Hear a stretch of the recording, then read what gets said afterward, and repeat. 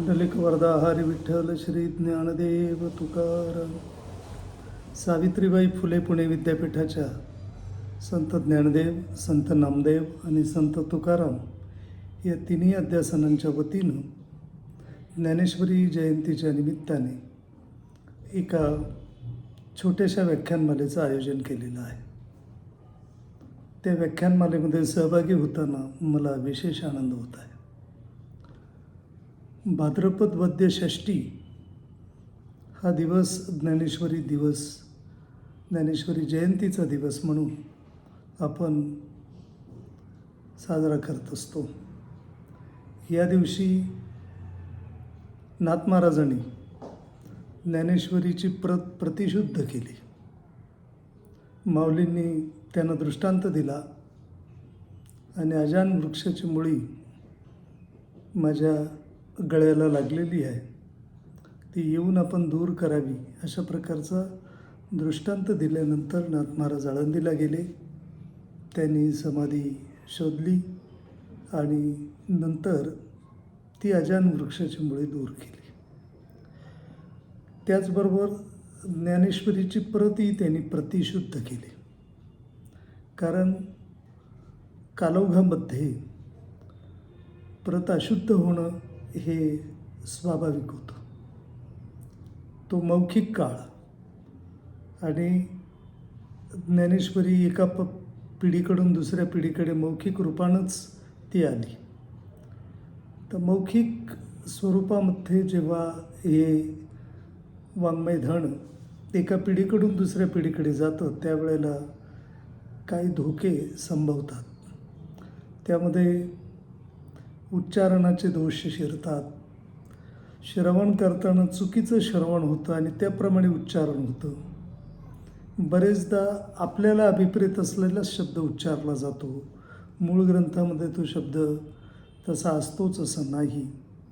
बरेचदा बरेच शब्द अपरिचित असतात आणि म्हणून त्याचं परिचितीकरण करून घेण्याची एक स्वाभाविक प्रवृत्ती असते. भाषेच्या संदर्भामध्ये अशा खूप गोष्टी घडतात आणि त्याच्यामुळे प्रत ही अशुद्ध होणं हे स्वाभाविक ठरतं. पण माऊलींना याची चिंता लागली आणि त्यांनी ती अधिकारी व्यक्तीकडनं प्रतिशुद्ध करावी म्हणून त्यांना स्वप्नात दृष्टांत दिलं. ही फार महत्त्वपूर्ण गोष्ट आहे, कारण नाथ महाराजांचा तेवढा मोठा अधिकार होता. स्वतः माऊलींनी श्रीमद भगवद्गीतेवरती हे भाष्य लिहिलं, ज्ञानेश्वरी नावाचं. आणि नाथ महाराजांनी भागवताच्या एकादश स्कंधावर जे भाष्य लिहिलं ते भागवत, किंवा ज्याला आपण एकनाथी भागवत म्हणतो, ते अत्यंत प्रसिद्ध आहे. तेव्हा भाष्य करण्याच्या परंपरेतले नाथ महाराज, त्याच्यामुळे माऊलींनी त्यांच्याकडनं हे काम करवून घेतलं. ज्ञानेश्वरीच्या अखेरीस या संबंधीच्या काही ओव्या आलेल्या आहेत. श्री शके 1506 तारण नाम संवत्सरी एका जनार्दनी अत्यादरी गीता ज्ञानेश्वरी प्रतिशुद्ध केली. ग्रंथ पूर्वीच अतिशुद्ध, परिपाठांतरी शुद्ध अबद्ध, तो शोधुनिया एवं विध प्रतिशुद्ध सिद्ध ज्ञानेश्वरी. नमो ज्ञानेश्वरा निष्कलंका, जयाची गीतेची वाचिता टीका, ज्ञान होय लोका अतिभाविका ग्रंथार्थिया. बहुकाळ पर्वणी गोमटी, भाद्रपद मास कपिला षष्ठी, प्रतिष्ठानी गोदातटी, लेखन कामाठी संपूर्ण झाली. आता यामध्ये जे मी मगाशी म्हणालो की मौखिक परंपरेमध्ये जे दोष शिरतात, त्या दोषांचं निवारण करण्यासाठी महाराजांना माऊलींनी दृष्टांत दिला. आणि ते म्हटलेलं ग्रंथ पूर्वीच अतिशुद्ध, तो अतिशुद्धच होता. परिपाठांतरी शुद्ध अबद्ध, अबद्ध म्हणजे अशुद्ध, पण पाठांतरामध्ये शुद्ध असणारी गोष्ट अशुद्ध होऊ शकते. तो शोधुनिया एवं विध प्रतिशुद्ध सिद्ध ज्ञानेश्वरी, त्याचा शोध घेऊन ज्ञानेश्वरी प्रतिशुद्ध करण्याचं काम नाथ महाराजांनी केलं. हा मराठी वाङ्मयातला केवळ भाषा मराठी म्हणून, प्राकृत मराठी म्हणून फार महत्त्वाचा ग्रंथ आहे, पण जागतिक कीर्ती या ग्रंथाला प्राप्त झालेली आहे. ज्या पार्श्वभूमीवरती वारकरी संप्रदाय वाटचाल करीत आला, वारकरी संप्रदायाचं जे साहित्य निर्माण झालं,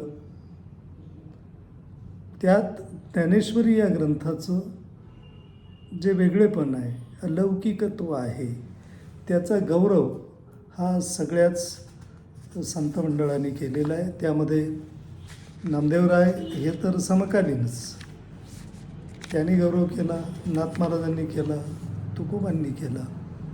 कारण हे अतिशय महत्त्वाचं असं वाङ्मय धरण माऊलींनी निर्माण केलं. वारकरी संप्रदायाला एक तत्त्वज्ञानाचं अधिष्ठान द्यावं या दृष्टीनं त्या ग्रंथाची निर्मिती त्यांनी केली. कारण मुळात श्रीमद भगवद्गीता स्वीकारली. वेद उपनिषद यांच्याऐवजी गीता स्वीकारून आणि गीतेचा अधिकार, गीता वाचण्याचा, गीतेचं चिंतन करण्याचा अधिकार हा सगळ्यांनाच असल्यामुळं अतिशय विद्वत्तेनं माऊलींनी त्या ग्रंथाची निवड केली. आणि म्हणून नामदेवरायांनी म्हटलेलं त्यांच्या एका अभंगामध्ये, गीता अलंकार नाम ज्ञानेश्वरी ब्रह्मानंद लहरी प्रगट केली. गीता अलंकार नाम ज्ञानेश्वरी, गीतेवरचा हा अलंकार आहे. गीतेवरचा हा देशी भाषेचा अलंकार आहे. गीतेवरती संस्कृत भाषेत अलंकार चढवले गेलेले होते, परंतु हा मराठमोळा अलंकार आणि अतिशय सुश्लिष्ट, घडीव, सौंदर्यपूर्ण अशा प्रकारचा हा अलंकार घडवला.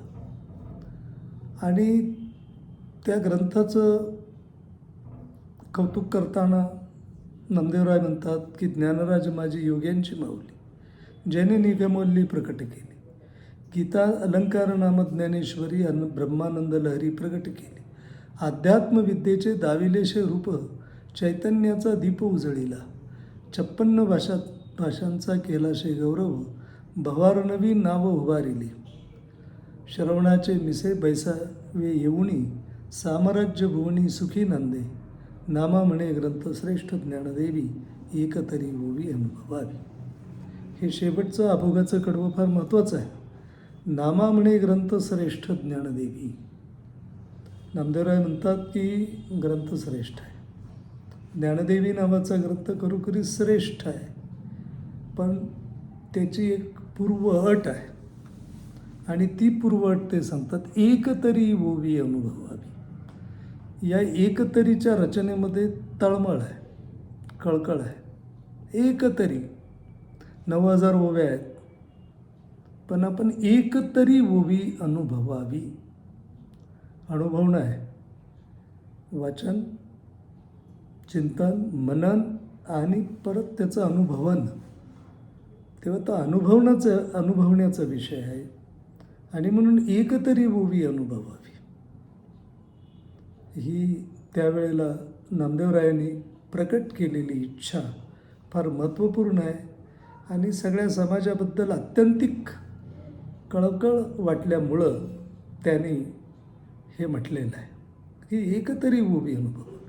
पाठांतर होईल, संपूर्ण ज्ञानेश्वरी मुखोद्गत होईल, तिच्यावरती निरूपणं केली जातील, परंतु अनुभवणं हा या ग्रंथांच्या संदर्भात फार महत्त्वाचा भाग आहे. अशा प्रकारचे जे बीजग्रंथ असतात, ज्ञानेश्वरी असेल, नाथ महाराजांचं भागवत असेल, तुकोबांची गाथा असेल, हे ग्रंथ अनुभवण्याचे ग्रंथ आहेत. ज्याच्या त्याच्या पातळीवर ज्याने त्याने आपापल्या कुवतीनुसार हे ग्रंथ अनुभवायला हवेत. आणि तत्कालीन परिस्थिती लक्षात घेऊन नामदेवरायांनी इतकी मोठी सूट दिलेली आहे की एकतरी ओवी अनुभवावी. मग ती तुम्ही कुठल्याही अंगाने अनुभवू शकता. तुम्हाला ज्या पद्धतीनं तिचा अनुभव घ्यायचा त्या पद्धतीनं तुम्ही तिचा अनुभव घेऊ शकता. आणि म्हणून याच्यामध्ये तळमळ आहे. नाथ महाराजांनी पण माऊलींचं खूप स्तवन केलेलं आहे, स्तुती केलेली आहे. आणि त्यामध्ये जे शब्दप्रयोग आहेत ते अत्यंत विलोभनीय आहेत. कैवल्याचा पुतळा प्रगटला भुतळा, चैतन्याचा दिवाळा ज्ञानोबा माझा. साधकाचा मायबाप दरुषणे हरिताप, सर्वाभूती सुखरूप ज्ञानोबा माझा. ज्ञानियांचा शिरोमणी वंद्य जोका पूजस्थानी, चिंतकाचा चिंतामणी ज्ञानोबा माझा. चालविली जडविंती हरली चांगयाची भ्रांती, मोक्षमार्गीचा सांगाती ज्ञानोबा माझा. रेड्यामुखी वेद बोलविला गर्भ द्विजांचा हरविला, शांतिरूप प्रकटला ज्ञानोबा माझा. ब्रह्मसाम्राज्य दीपिका वर्णियली गीतेची टीका, विठोबाचा प्राणसखा ज्ञानोबा माझा. गुरुसेवे लागी जाण शरण एका जनार्दन, त्रैलोक्याचे जीवन ज्ञानोबा माझा. ज्ञानेश्वरी गीता अलंकार नामक ज्ञानेश्वरीचे करते ज्ञानेश्वर माऊली यांना माझा ज्ञानोबा असं म्हणून जो जिव्हाळा प्रकट केलेला आहे तो मी मगाशी म्हणालो तो खरोखरच विलोभनीय आहे. हे कर्तृत्व माऊलींचं अतिशय कमी वयामध्ये अल्पायुष्यामध्ये त्यांनी जे दाखवलं त्याच्याबद्दलचा गौरव या श्रेष्ठ संतांनी अधिकारी संतांनी करावा हे फार महत्त्वाचं आहे. आणि त्यांनी हे म्हणून ठेवलेलं आपल्याला आज अनुभवता येतं हे तितकंच महत्त्वाचं आहे. तर शके 1212 ते टीका केली ज्ञानेश्वरी, सच्चिदानंद बाबा आदरे लेखकू झाला. ज्ञानेश्वरीचा हा जन्मकाळ, त्या जन्मकाळानंतर ज्या काही ज्ञानेश्वरीमध्ये अशुद्धतेच्या गोष्टी निर्माण झालेल्या होत्या त्या श्री शके 1576 या कालखंडामध्ये दुरुस्त झाल्या. आणि ते झाल्यानंतर ती पुन्हा शुद्ध स्वरूपात लोकांच्या हाती सुपूर्द केली. त्या घटनेची जयंती ही ज्ञानेश्वरी जयंती म्हणून आपण साजरी करत असतो. आणि ती साजरी करत असताना या ग्रंथाचं मौलिकत्व हे अनेक अंगांनी फार मोठं आहे. त्याचा आपण थोडा बहुत आता विचार करायला हवा. ज्ञानेश्वरी हा ग्रंथ श्रीमद भगवद्गीतेच्या 700 श्लोकांवरचं एक परमसुंदर भाष्य आहे. भाष्य माऊलींच्या पूर्वी अनेकांनी लिहिली, ती संस्कृतमध्ये लिहिली गेली. माऊलींनी प्राकृतात लिहिली म्हणजेच मराठीत लिहिली. आणि माऊलींच्या नंतर लोकमान्य टिळकांनी पण गीता रहस्य नावाचं एक भाष्य लिहिलं. प्रत्येकाचा एक अभ्युपगम होता. पण माऊलींनी भक्तीच्या अंगाने जी ज्ञानेश्वरी उकलून दाखवली, गीतेच्या श्लोकांचा जो अभिनव अर्थ प्रकट केला तो आबोल सुबोधांच्यासाठी अत्यंत महत्त्वाचा होता. म्हणून ज्ञानेश्वरीमध्ये ढोबळमानाने असं म्हटलं जातं की जेवढ्या सिद्धांताच्या उभ्या आहेत तेवढ्याच दृष्टांतांच्या उभ्या. कारण सिद्धांत स्पष्ट करून सांगण्यासाठी ज्याला आपण इलस्ट्रेशन्स म्हणतो त्याच्यासाठी दृष्टांत आवश्यक होते. आणि दृष्टांतांची उतरंड जेव्हा येते तेव्हा माऊलींच्या प्रतिभेला एक बहर येतो. ते दृष्टांत लोकांना सहज समजतात आणि दृष्टांतांच्याकडनं सिद्धांत समजावेत अशा प्रकारची योजना माऊलींनी केली. त्या दृष्टांतांच्यामध्ये काव्य असणं स्वाभाविक आहे. कारण दृष्टांत ही स्वतंत्र त्यांची प्रतिभा आहे. दृष्टांत कथन करणं किंवा दृष्टांत सांगणं, दृष्टांतांची निर्मिती करणं ही त्यांची प्रतिभा आहे. आणि तिला ते स्वातंत्र्य असल्यामुळे ते अतिशय काव्यमय स्वरूपामध्ये ते दृष्टांत प्रकटलेले आहे.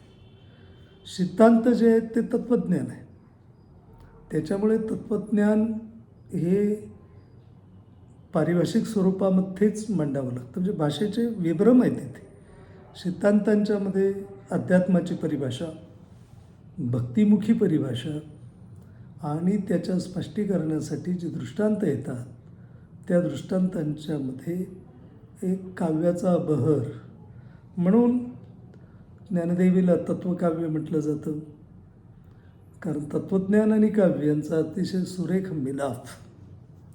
कारण एरवी गीतेवरती जी भाष्यग्रंथ लिहिली गेलेली आहेत त्याच्यामध्ये तत्त्वज्ञानाचीच उकल मोठ्या प्रमाणात आहे, पण त्याचं सुबोधक करून सांगणं, ज्याला आपण सुबोधीकरण म्हणतो, ते फारसं दिसत नाही.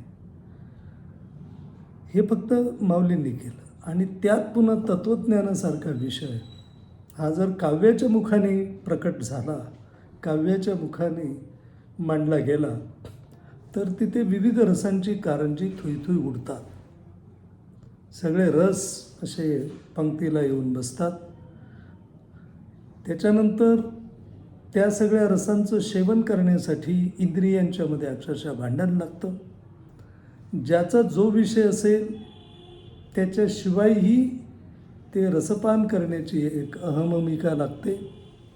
म्हणून माऊलींनी खूप सुंदर वर्णन केलेलं आहे की ज्याचा विषय पाहण्याचा आहे त्यांना तहान लागावी, ज्याचा विषय तहान लागण्याचा आहे त्यांनी पाहण्याची इच्छा प्रकट करावी. अशा प्रकारे इंद्रिया लागे कळंबा, इंद्रियांच्यामध्ये एक प्रकारे एक अहममिका लागते. त्याच्यामुळे काव्य तत्त्वज्ञान प्रकट करण्यासाठी काव्य इतकं चांगलं माध्यम नसतं. म्हणून आपले सुरुवातीचे बरेचसे ग्रंथ हे काव्यामधूनच प्रकट झालेले आहेत. त्या आणि आपल्या अखिल संत मंडळाचे सगळं वाङ्मय हे तर काव्यातूनच प्रकट झालेलं आहे. त्यात पुन्हा माऊलींनी ज्ञानेश्वरीसाठी जो छंद निवडला तो ओवी, आणि अभंगांच्यासाठी सगळ्या संतांनी जो छंद निवडला तो अभंगा छंद. हे दोन्ही देशी छंद आहेत, हे मराठी छंद आहेत. आणि मराठी माणसानं हे छंद परिचित असल्यामुळे ते आपोआपच त्यांच्यातून हे संबंध तत्त्वज्ञानाचं प्राशन करणं किंवा जाणून घेणं त्यांना ते सुखद झालेलं आहे. ज्ञानेश्वरीचे खूप विशेष आहेत, कितीतरी विशेष आहेत. शब्द, आता नामदेव महाराजांनीच म्हटलं की 56 भाषांचा केला असे गौरव. म्हणजे 56 भाषेचा गौरव हा ज्ञानेश्वरीमध्ये झालेला आहे. याचा अर्थ कितीतरी भाषातले शब्द, कितीतरी भाषातले वाक्यप्रयोग, त्याच्यानंतर रीतीभाती, लोकजीवन, नागर असेल, ग्रामीण असेल, या प्रकारच्या सगळ्या जीवनाचा पुन्हा आपल्याला प्रत्यय यावं, दर्शन घडावं, तत्कालीन समाज स्थिती कळावी, अशा प्रकारची पण एक वर्णनं किंवा दृष्टांतांच्या माध्यमातून माऊलींनी ते सगळं मांडलेलं आहे. माऊलींची लोकसंग्रहाची वृत्ती होती आणि भागवत संप्रदाय किंवा वारकरी संप्रदाय हा लोकसंग्रह करणारा संप्रदाय आहे. आणि त्याच्यामध्ये कुठल्याही प्रकारचं बंधन कुणासाठी नाही. सगळ्या वर्णातले, सगळ्या जातीतले लोक या भागवत संप्रदायाचे उपासक झाले. याचं कारण लोकसंग्रहाचं दर्शन या सगळ्या वाङ्मयातून घडतं.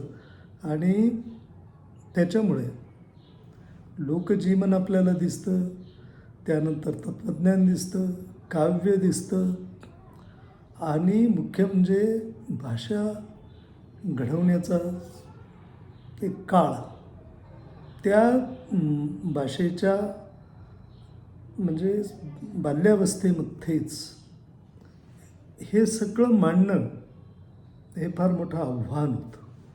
पण ते लीलया सगळ्या संतांनी पेललं, भाषा घडवली, भाषेला शब्द दिले.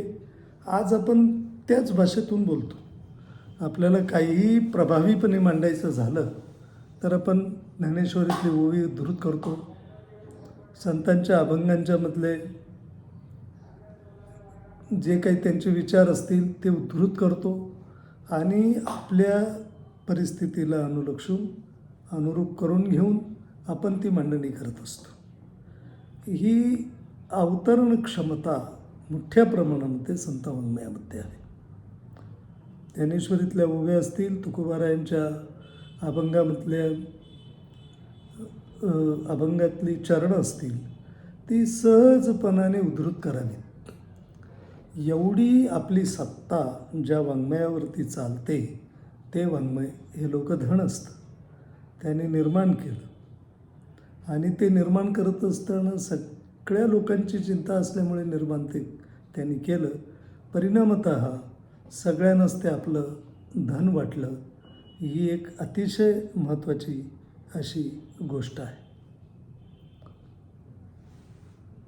ज्ञानेश्वरीच्या विशेषांच्याबद्दल बोलायचं झालं तर किती ग्रंथांची निर्मिती व्हावी या ग्रंथावर सगळ्याच संत वाङ्मयावरती प्रचंड ग्रंथ निर्मिती झालेली आहे. आता आपण इथे ज्ञानेश्वरीपुरता विचार करतो तर भाषा वैज्ञानिक जे विशेष आहेत ते कोणीतरी दाखवून देण्यासाठी पुढे येतं. Linguistic peculiarities of Dnyaneshwari. भाषिक राजवाडेने ज्ञानेश्वरीचं व्याकरण लिहिलं. मग कुणी तत्त्वज्ञानाच्या अंगाने विचार केला आहे, कुणी काव्याच्या अंगाने विचार केला, कुणी दृष्टांतांचाच केवळ विचार केला, कुणी ज्ञानेश्वरकालीन समाजस्थिती आपल्याला दाखवली आणि मग यादवकालीन परिस्थिती काय होती त्याचा आपल्याला बोध करून दिला. त्याच्यानंतर ज्ञानेश्वरीतली ओवी जी आहे त्या ओवीचा लवचिकपणा आणि अंगभूत असणारी लय ताल त्या ओवीमध्ये असणारा. कारण पठण जेव्हा एखाद्या वाङ्मयाचं केलं जातं, ओवी ही पठणाच्या दृष्टीनं एकदम सुलभ आणि त्याच्यामुळे मौखिकपणे ज्या ग्रंथाचं पठण केलं जातं ते पठण करत असताना त्याची लयबद्धता तालबद्धता ही पठणाला अनुकूल असते आणि पठण सहजपणे व्हायलाही पूरक असते. सामूहिकपणाने त्याचं पठण होत असताना एक अगदी अवर्णनीय एक वातावरण ते तयार होत असतं. ओवी हा जो छंद आहे हा तसा तर गद्य आणि पद्य याच्या सीमारेषेवरचा छंद आहे. कारण आपण ती 3.5 चरणी ओवी जर आपण वाक्याच्या स्वरूपात लिहिली तर ते गद्यही होऊ शकतं. पण काव्याच्या ज्या आवश्यक गोष्टी असतात, म्हणजे उदाहरणार्थ 3 चरणांना यमकाने बांधणं, नंतरची अर्ध जे चरण आहे त्याने त्या विचाराचा समारोप करणं, म्हणजे ते एक युनिट असतं 3.5 चरणांचं.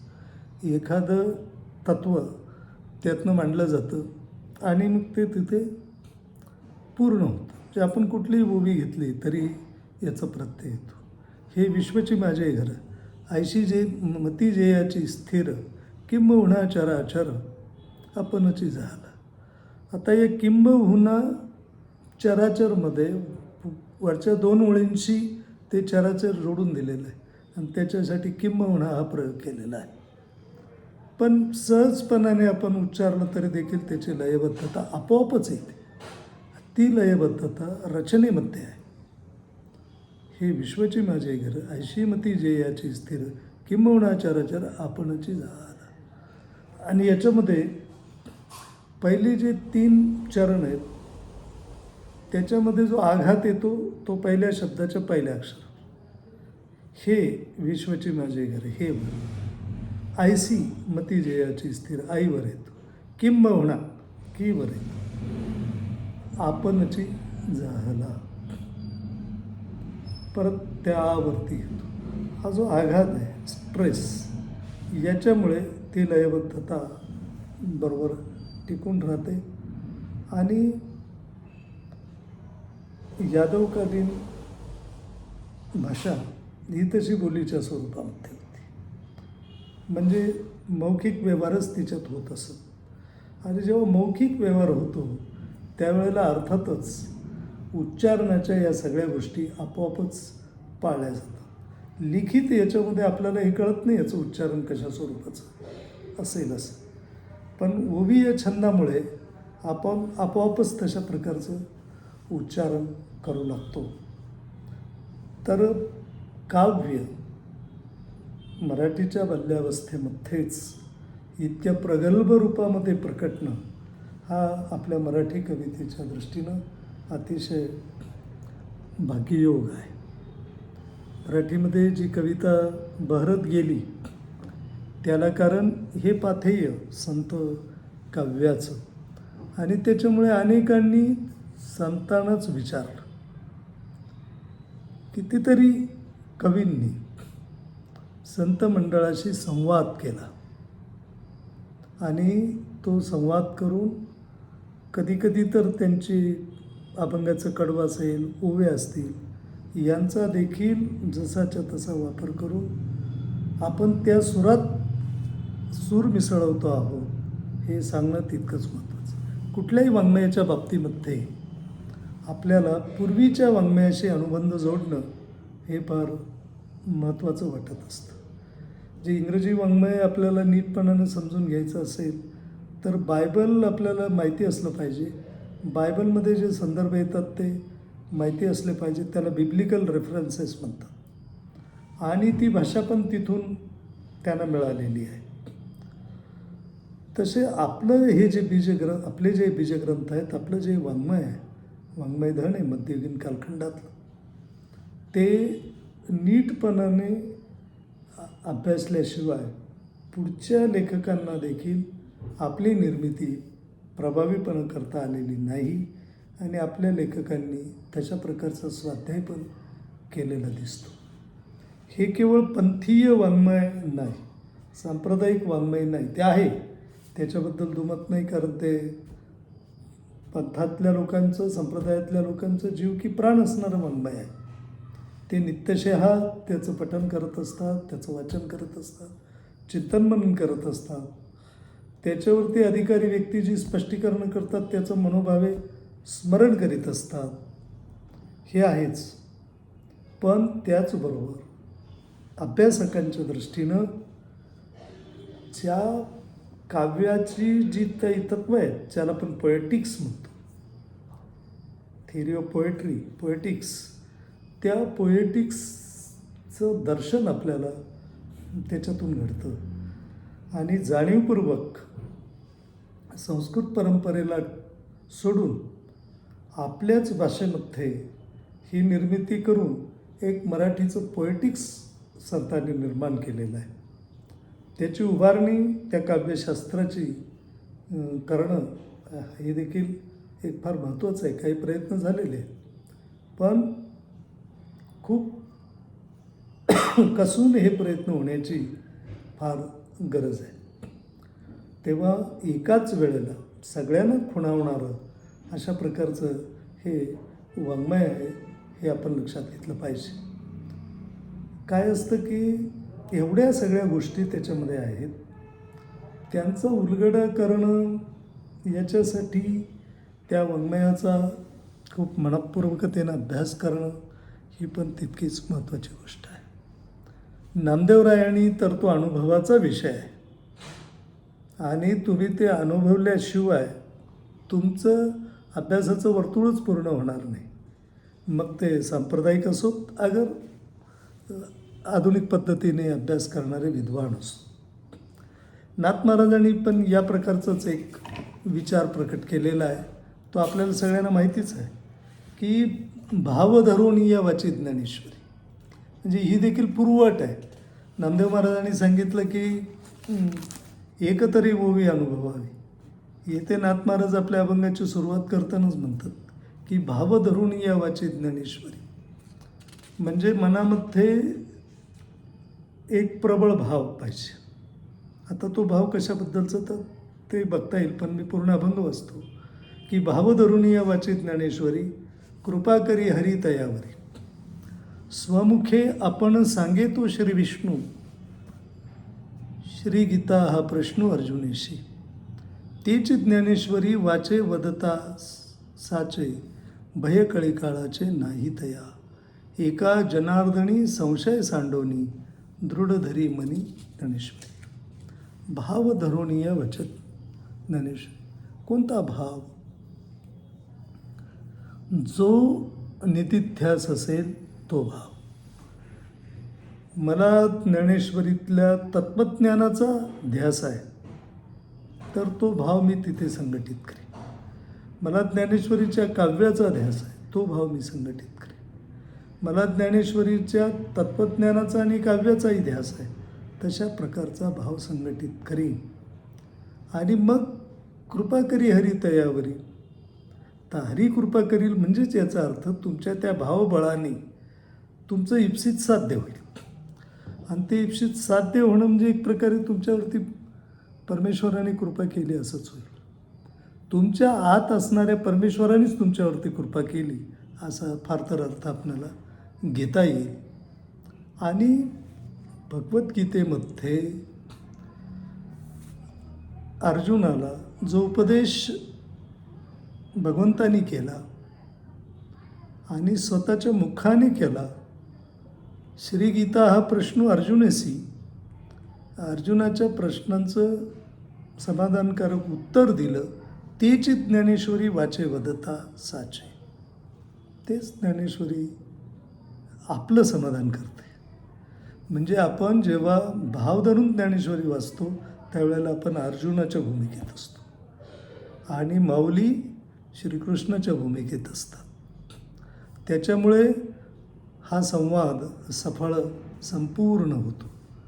आणि हे होत असताना भयकळी काळाचे नाही तया. एका जनार्दनी संशय सांडोनी, दृढ धरी मनी ज्ञानेश्वरी. दृढ भाव आणि मन या तिघांचा अनुबंध फार महत्त्वाचा आहे. मनामध्ये दृढता असणं, मनामध्ये भाव असणं आणि ज्ञानेश्वरी त्या पद्धतीनं वाचणं. तर मला वाटतं ज्ञानेश्वरीतून आपल्याला जे काही मिळवायचं आहे, ज्या गोष्टींचा आनंद आपल्याला मिळवायचा आहे, तो सगळा आनंद आपल्याला मिळू शकतो. तेव्हा माऊलींनी श्रीमद भगवद्गीतेवरती भाष्य लिहिलं. हे माऊलींचे थोर उपकार. कालौघामध्ये शुद्ध अबद्ध ती झाली म्हणून माऊलींनी दृष्टांत देऊन नाथ महाराजांना ही कामगिरी सांगितली. योग्य व्यक्तीकडे ते काम सोपवलं, त्यांनी ती परिशुद्ध केली. त्याच्यामुळे नाथ महाराजांचे दुसरे उपकार. आणि वेळोवेळी ज्ञानेश्वरी संबंधी ज्याने ज्याने मौलिक लिहिलं, बारीक सारीक गोष्टींचा उलगडा केला, असे आजवरचे जे अभ्यासक आहेत वेगवेगळे, त्यांचे उपकार. आणि म्हणून आपल्याला हा श्रेष्ठ ग्रंथ आहे. तर नामदेवराय म्हणतात की जी अट आहे त्या अटीचं पालन करा, एकतरी ओवी अनुभवा. एका ओवीचं तुम्ही अखंड चिंतन मनन केलं तर त्यातलं काव्य, त्यातलं तत्त्वज्ञान आणि मुख्य म्हणजे या वाङ्मयामध्ये एक नित्यनूतनत्व असतं. त्या नित्यनूतनत्वाचं दर्शन घडेल म्हणून दरवर्षी पारायणं का केली जातात, दरवर्षी ज्ञानेश्वरीची ओवी घेऊन त्याच्यावरती प्रवचनं का केली जातात किंवा अभंगांच्यावरती कीर्तनं का होतात.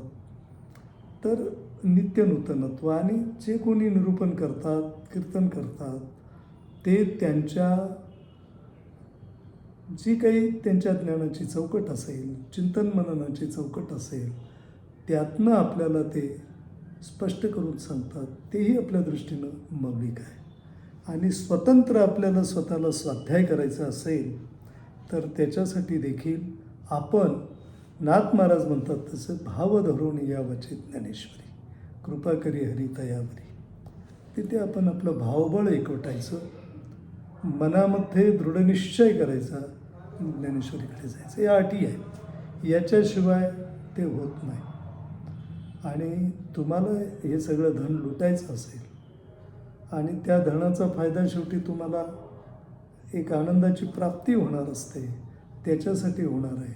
आणि म्हणून ज्ञानेश्वरीच्या जयंती दिनी आपण काही संकल्प सोडणं हे अत्यंत आवश्यक आहे. दरवर्षी जयंती येते, दरवर्षी आपण संकल्प सोडू शकतो आणि या ग्रंथांचं अवगाहन करू शकतो. हे आपलं मौलिक धन आहे. जगामध्ये खूप वाङ्मय आहे, ते सगळंच मौलिक आहे, जीवनाच्या विविध बाजू दाखवणार आहे, जीवनविषयक ज्ञान आपल्याला देणारं आहे आणि तेही अनुभवाधिष्ठित असतं. पण इथला अनुभव हा अलौकिक आहे, ही भाषा अलौकिक आहे, याची रचना अलौकिक आहे आणि म्हणून हे अलौकिकत्व हे या वाङ्मयाचं एक व्यवच्छेदक लक्षण आहे आणि म्हणून त्या अलौकिकाप्रत आपण पोहोचण्याचा आनंद मला वाटतं मिळवायला हवा असं मला वाटतं. आणि संकल्प सोडण्याने तो सिद्धीस जातेवेळी तो आनंद आपल्याला निश्चितच मिळेल ही खात्री प्रकट करतो. थांबतो. पुंडलिक वरदा हरी विठ्ठल श्री ज्ञानदेव तुकाराम.